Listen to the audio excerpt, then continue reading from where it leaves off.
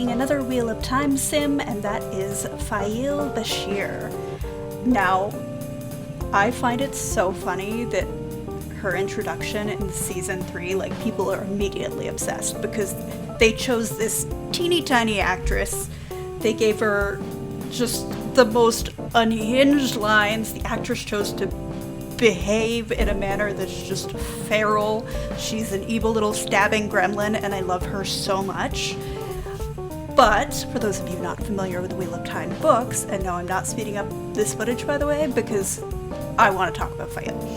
But in the books, like, she was a very hated, controversial character. A lot of them were. Egwene was another one, but mostly just because the culture that she comes from demands a very specific dynamic, shall we say, in the relationship, especially romantic relationships.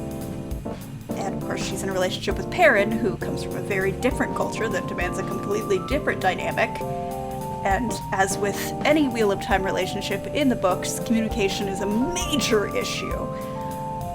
So a lot of people didn't like that. They also didn't necessarily like what some people call the slog. I personally don't like that because until I got involved with Fandom Spaces, I didn't notice the slog. But I will also say that I did not read the books as they were released. When I started reading them, I think up to, let me look. I read up to Crossroads of Twilight.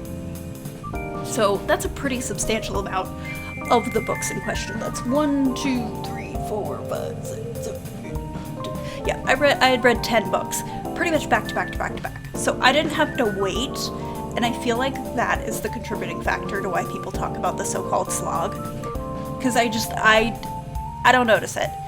And it's like a kidnapping rescue arc, which I think that they're gonna flip in the show.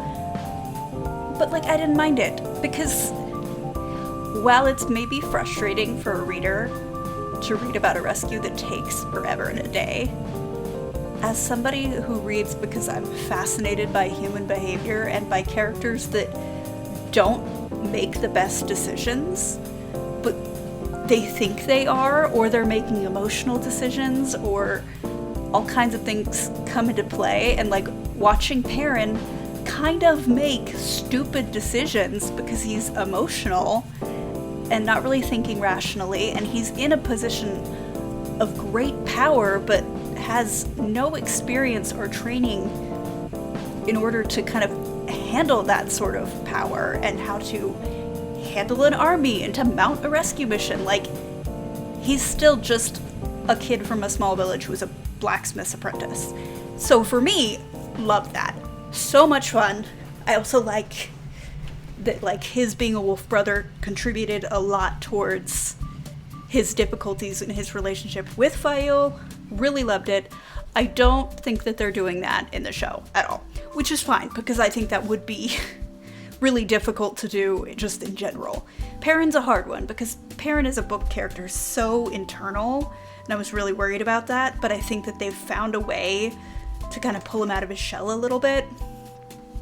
You know, they had him, I believe it was season 2, write letters, which I thought was really beautiful and a perfect way to show the inside of his mind.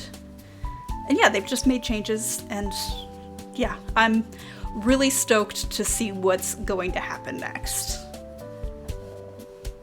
Because I think this actress is phenomenal. I also think it's very funny that people that are book readers and hated her as a character now love her. And honestly, that's happened with so many characters. The show has just done such a phenomenal job. And I get so sick of the book cloak people who are just like, I hate it! There's actually a change.org petition to cancel the show and change the showrunner, which I don't know what they think that a change.org petition is gonna do, because Amazon is a company and all they care about is the algorithm. So, like, there's no way. As long as you're talking about it, you're feeding the algorithm, so they don't care. Although they have not renewed for season 4, and it's making me nervous. Also, just as an aside, if this show does not win some awards for costuming soon, I am gonna burn down Hollywood. Like, what are we doing?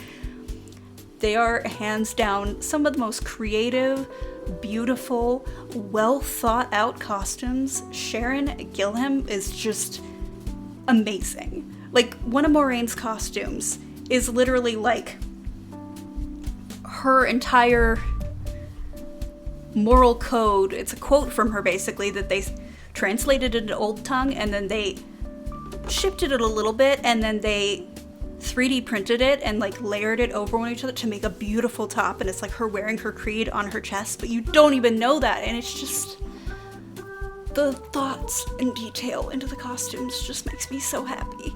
And the fact that it is not Enya earth tones. Like, I loved Lord of the Rings, but we need to move, fantasy needs to move past it. It needs to stop. Fantasy can be so much more. Stop it. Just stop. Although I'm also of the opinion that there are some fantasy movies, specifically modern fantasy, that just get so crapped on, and they're very good. Like, Bright with Will Smith was an amazing movie, and I don't care what anybody else thinks. I will die on this hill. Amazing. So offended that people hated it. I don't know, now I'm just having a rant. This is what happens. I've been left to my own devices. And now I want to rant about fantasy, but yeah. I wanted to give her some sort of eye makeup because she did have like a smudgy situation going on. But I also, in my like medieval folder, I don't have a ton of makeup. I have some, and most of it's in there on accident, but it's fine. It's fine. It's fine. I am curious what you think about Faile, especially the fact that she is an unrepentant liar when she's like, my name is Mandar, but he's like, I know a horse called that. She's like, my name's Faile, and you're just like, just no shame. I love it. 10 out of 10, no notes. So there you have it. I'll see you in the next one.